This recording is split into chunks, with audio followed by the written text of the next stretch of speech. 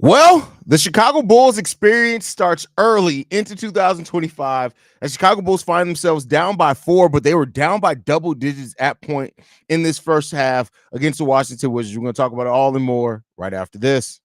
You are now tuned in to Chicago Bulls Central, hosted by Haize, your number one spot for all things Chicago Bulls.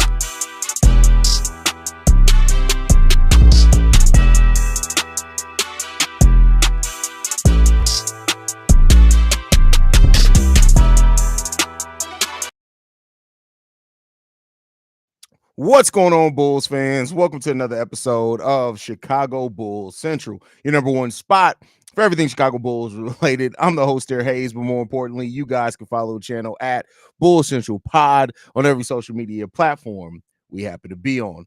With that said, let's go ahead and get into this content for today. And I tell y'all what, man, the Washington Wizards led at 12 by 12 points at points in this game. The Wizards have had the lead for 19 minutes and 13 seconds in this game overall, and the Chicago Bulls look like utter trash. Right now, we're shooting the ball horribly bad. We were shooting the ball for 32% for a large portion of this game. Thanks to Zach LaVine and Kobe White, they got on a bit of a heater. The Bulls are now up to 40% shooting from the field, but 26% shooting from three right now, while the Washington Wizards are shooting 47% from three. Now, that sounds like a lot worse than what it is. The Bulls have made 7 3-pointers. The Wizards have made 8 3-pointers. They've just taken considerably less threes than the Chicago Bulls. And this goes back into something that I talked about a few games ago for the Chicago Bulls. Listen, if you want to live by the three, die by the three, great. But when that three ball is not working for you, you need to run more half-court offense when things slow down. And the Bulls just don't do that. They don't do that. And they got to be a much better team at understanding when the three ball is not falling, how do you adjust your offense? And that's really what the Bulls aren't doing right now. Now, the Bulls overall, they're still passing the ball pretty well, okay, when it comes down to it. They have 14 assists on 20 made baskets. So that's not bad at all. They have 35 points created off assists today so far for the Chicago Bulls. That's something that they needed to double down on. Now, as well as the Bulls have in this game, 9 turnovers. And of those 9 turnovers, 7 of those came off bad passes. So it's not like the Washington Wizards are forcing the Bulls into situations to where they're turning it over. The Bulls are just making dumbass passes.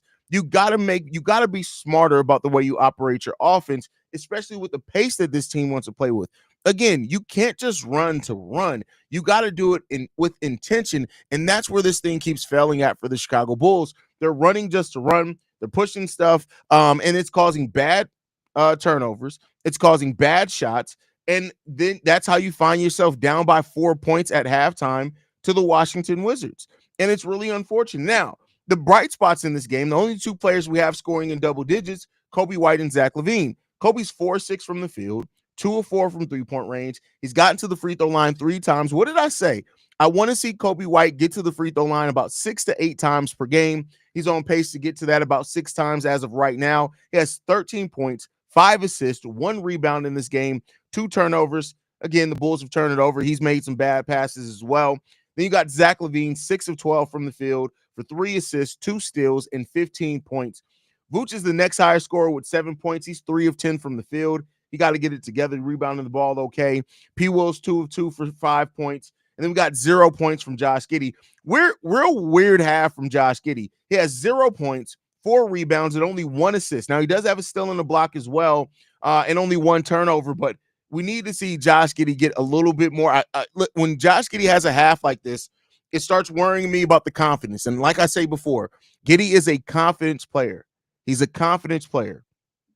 And so when he has halves like this, I worry about how his confidence is going to be affected for the rest of the game. Now, again, he could play a great second half of the game. And I'm glad he's not like taking bad shots. I'm glad he's not having bad turnovers. But we need Josh Giddey to step up this game, especially with not having any Ayo Dosunmu in this game. So we need that pressure from him. Lonzo Ball 0 for 3 from the field as well. He has 5 rebounds, 1 assist. Lonzo's been shooting. At some point, we got to talk about while Lonzo's doing a lot of other things, he's shooting the ball god awful. It's not just bad. If I'm not mistaken, I want to check it real quick. Lonzo Ball has shot in a terrible percentage over the last like 10 games. Lonzo Ball is shooting 31% over the Bulls' last 11 games. Over the last 5 games for the Bulls, he's only made 8 shots. He's 8 of 32. That Lonzo got to get, like, I get it. Lonzo brings a lot more than just shooting, but he has to shoot a better efficiency from that as well. He got to be better than that. But it is what it is, man. Let's go ahead. Let's get to see how you guys comments and see how you guys are feeling coming in this game. It's just it's a weird game. It's a tough game. But here's the benefit. The Bulls have shot the ball like absolute shit, right? And so it's going to be hard for the Bulls to shoot the ball much worse than they've shot it. So if they can shoot the ball better in the second half, they could be right back in this game. They're down by 4 points, right? So that's something you definitely need to look at for as well. Well, that was a frustrating first half of offense. Yeah, the offense was absolutely trash. Absolutely trash. Wait, what? New intro blew me away, brother. I was not ready for that. Listen, I've been previewing it. See, this is how I know Sydney doesn't watch the daily episodes that I post every morning. Because you would have saw that new intro. You got to be locked in, other than just the live stream, Sydney. You got to be locked in. Bulls looking real lazy out there. Yeah, they got to get that together. They definitely got to get that together. Jonathan Aegis. Trash. They look like they don't give a shit. That's a big fact. Big fact. Looking for a 30-minute giddy second half. He's the difference maker. Let's go. Here goes. Listen, I really be wanting to block JDH sometimes, but he's such an important part of this community and this channel. But JDH, you said earlier you're 60 years old. You're too old to be acting that way, JDH. You're too old to be acting that way, my boy. Go out and get you some coochie, man. Go out and get you some coochie. I'm telling you, like once JDH gets him a hold of some prime, he's gonna be a changed man. He's gonna be completely changed man. Instead of trolling at 60 years old, you're gonna be like, you know what? It don't even matter. What up, Haize? If threes aren't falling, balls should start. If threes aren't falling, balls should start attacking the paint more. You want to you want to see a little you want to see a little ball attack the paint a little bit more? You want to see balls in the paint? Oh, that's a weird fetish there, my boy. We're just hopefully should eventually fall off. You just got to pick up our intensity and better decision making. Listen, I won't. Yes, you should think that the Wizards should be able to fall off and the Bulls should be able to shoot the ball much better, but nothing's assumed at all. The only great recent half-court player we had was DeMar DeRozan. He's a great isolation. I mean, and all he can do is half-court, but I wouldn't call him great either. Look at the win record of his teams. Vooch is pretty good on the half-court. He just needs a point guard to feed him. So we don't need a single great half-court player. We need a great half-court scheme because you got the players that can execute it. This is the time for Pat to get aggressive. Yeah, but I keep telling Pat's not that guy. He's just not that guy. With the fact the Bulls are only 3 games out of the 5th seed, I can now say I'm confident this team will be a top 5 seed in the East with the better coach. Why? Because the Bulls are still, like, people keep holding on to that, but they're only 1 game back from being the 12th seed. So, like, where is the confidence that this team will be a 5 seed with a better coach? They still don't have any defense. They still lack point of attack defense. They're closer to the bottom than they are the 5th seed. That's the thing you got to look at. That way closer to the bottom. Haize, do you think we have too many people in the rotation right now? I feel like we're giving minutes right now to people who don't really need it. Patrick Williams sat way too long in that first. You got to, and listen, I was thinking about this too. Have y'all ever stopped to think that players are asking to sit because of the pace that the Bulls play in? Like, I get it that we naturally go to, oh, why did a player sit so long? Because they know that they're going to have to run their ass off. So no, I don't think we're playing players that shouldn't be part of the rotation. I think that's going to be natural when you're running the quickest pace in the league.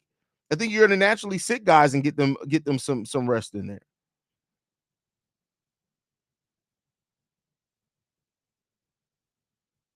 Chicago education system strikes again. That is hilarious.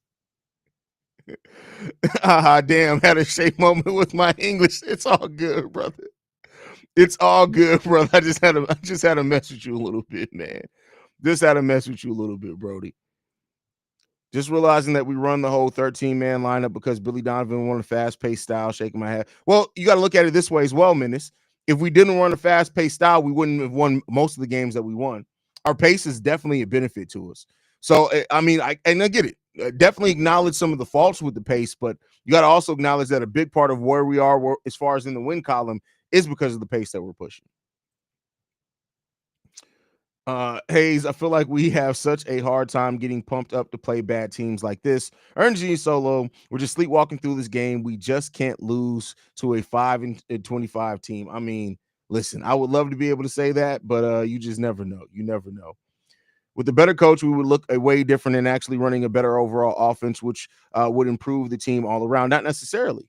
Because again, you're looking at the skills. The part of the reason why the Bulls run the skit that they are, we ran a well offense last season and it was trash, right? So like you gotta, it's not just the simple thing is like boom, you can get somebody to just eliminate all the issues. Some things are fundamental. The Bulls run a quicker pace because that's how they can be successful. This is not a team that in the half court is going to be so much more like, yeah, you can run a better half court system, but then you're giving up the easy buckets that the Bulls get on the other end due to them. And keep in mind, slower pace on offense means that defenses has more time to set up.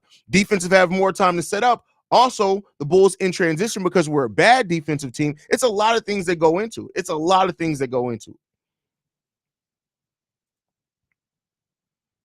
At this pace, the Bulls run, THT should be running pounds off every game. Well, I mean, you got to have a calorie deficit to burn that off, you know. With a better coach, our defense still be ass. Exactly. I'm okay, bro. 60-year-olds tell the truth. Trust me, unapologetic. Well, see, that's the thing. It's not, and hey, no, you're not funny. Telling the truth is just saying, hey, you know what? Josh Giddey, because of this and this, you know, he's struggling. Josh isn't at 60-year-olds being like, Mitty, like what? Like you're acting like my 13-year-old son. Like my 11-year-old son could come down here and give you a more breakdown of why. And this is what I've talked to you about before, JDH. Like you fall into the rhythm of social media when you are an elder statesman, not just because of your age, but of this channel. Right. And so when we try to push and we're talking about having better basketball conversations, you should be at the forefront of this because you do have a great basketball mind. Right. So when you do the thing, Mitty, like what is that? Who is that helping? Who is that helping? What is that bringing to the conversation? Right. That makes it seem like you have an axe to grind and you're taking out personal shit out where we're trying to have a basketball conversation. What is that adding to the conversation? And I hold you like JD, I hold you, Brandon L. Jett, DJ Reese B. I hold you guys at a different standard because you guys are people that I legitimately respect your basketball mind so much, right? So much like I'm trying to evolve and stop, you know, going off on people and telling them I'm gonna fuck their mama's throat, right? I want all of us to elevate because we do have such a great platform and such a great place and so many great basketball thinkers where we can have legitimate conversations, right? And I got to hold myself to that standard too. And I'm trying to get there. It's a growth, it's a development, right? Trying to get there. So I'm just saying, we got to elevate, right? We want to elevate. We want to get to a place where we want to get to. We got to be the example, right? That doesn't mean that we're still not going to have jokes. That doesn't mean we're still going to not have axe to grinds like the ball-headed hoe. But I mean, when it's all your conversation, right? And again, JDH, I say this because of the way that I view you.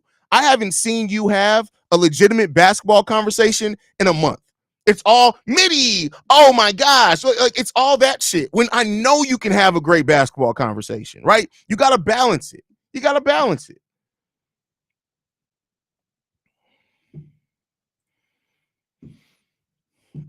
I look younger than THC. He's 18 years younger than me. That's crazy. That's funny. What's up, Brody? Let's get this dub. I mean, let's hope so, man. Let's hope so. Man, I miss Rose, Dang, Noah, Heinrich. First of all, I miss all of them too. Like, it's just nostalgia, even seeing their names, right? Taj and all them boys. Watch Rose and Noah, watching highlights, reliving moments, had me in my feels. I think everybody was right there with you, bro. Working on talking about having people's mom was proud of you. I'm trying. All right, guys, I'll be back post-game show. Love you guys. Go Bulls. See Red, y'all. Peace.